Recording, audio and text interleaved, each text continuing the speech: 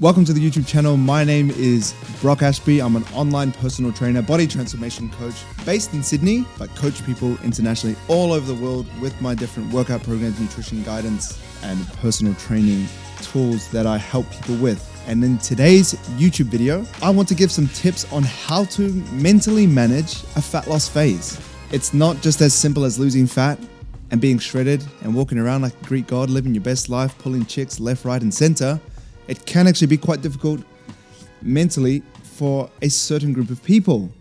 And before we kind of jump into it, if dieting can be challenging for your mindset, self-worth, mental health, and things like that, that are a big factor in your life, this video is great for you to watch. So before we dive into some tools to help you manage a fat loss phase, we must first talk about how we should be tracking our fat loss phases, because there's no reason to be getting down for no reason.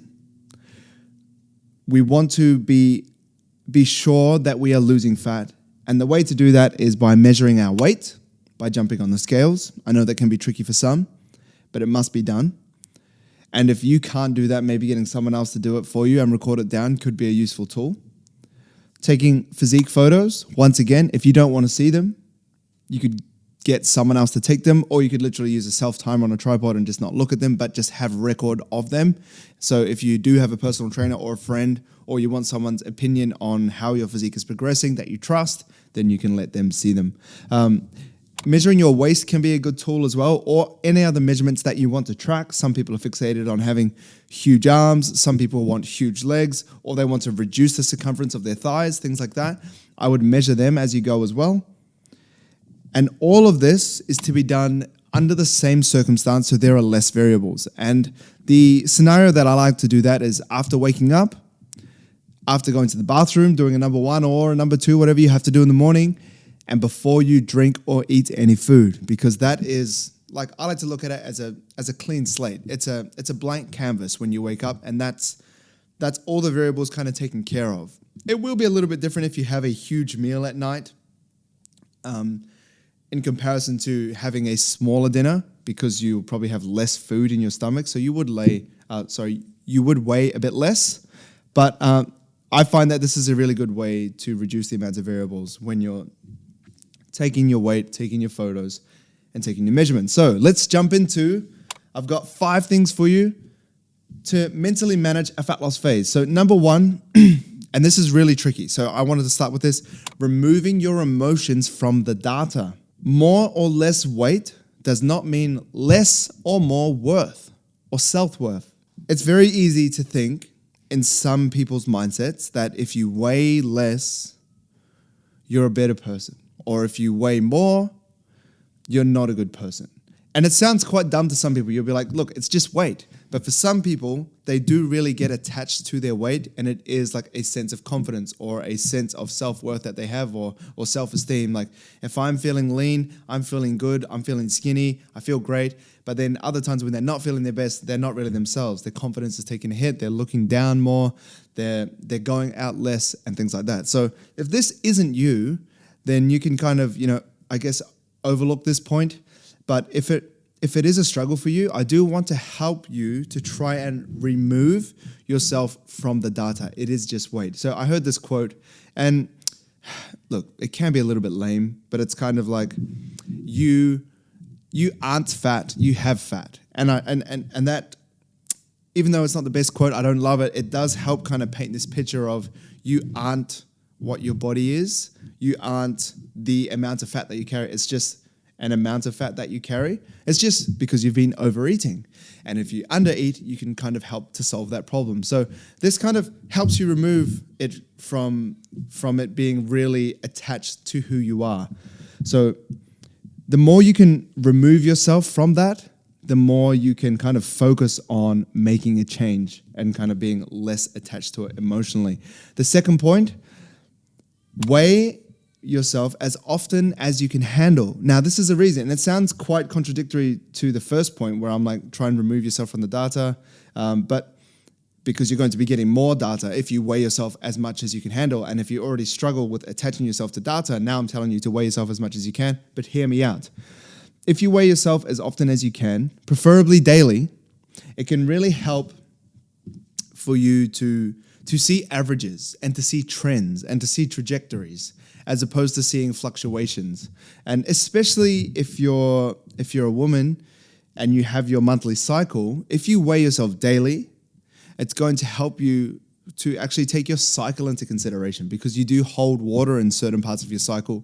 You do have more energy, you do have less energy in certain parts of your cycle. And this is, it's quite common for a lot of women to really struggle with bloating and really struggle with energy and feeling a bit down. But if you take your weight over a month, you can kind of see what's happening, and it will happen in a regular way if you have a regular cycle. So when you are when your weight's going up and you know, oh man, second week of my cycle, it always goes up, then it's fine. And then you can kind of manage your expectations and not feel like a failure. Oh, I'm so fat, I'm gaining weight. Why the hell am I gaining weight? But if you have a record of all of this weight and you see the trends because you've been putting in more data, then you can actually kind of begin to remove yourself from that emotionally as well and see it for what it is.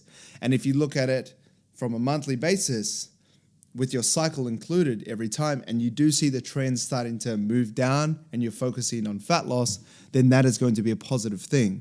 I've coached many women. Even though most of my clients are men, I have coached women where their cycle is that strong and it impacts them so much that they get so hungry that even when our goal was fat loss, we would stop fat loss in one certain week and potentially 2 certain weeks of their menstrual cycle, because they would just need the calories. So during that time, we would eat at maintenance.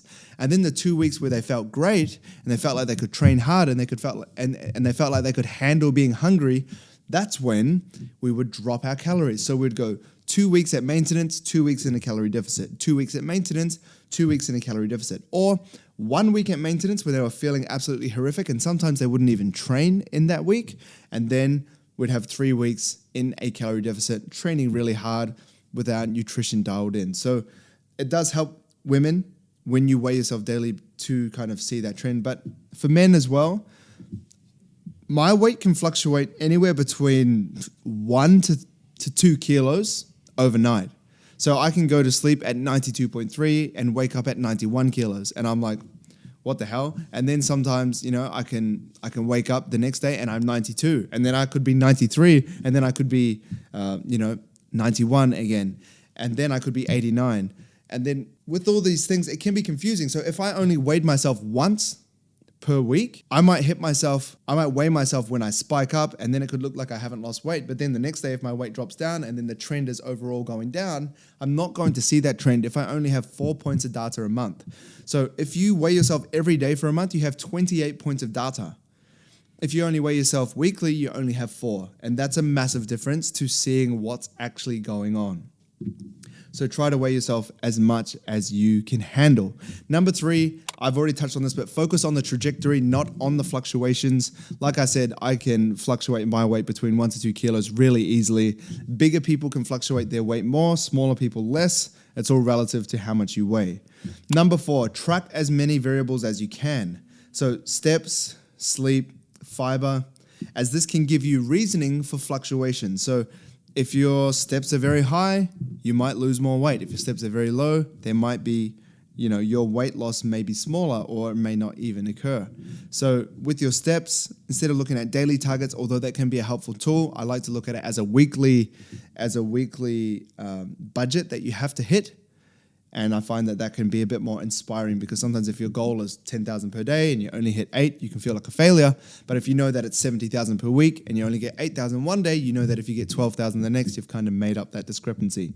So track as many variables as you can, and tracking weights can also be a great way to have something else to focus on than just seeing the weight come down. So that's just a kind of a caveat, a side point where when you're focusing on weight loss, you can get really caught up on the numbers. Oh, I'm not losing weight. Or, yes, I lost weight. I feel good.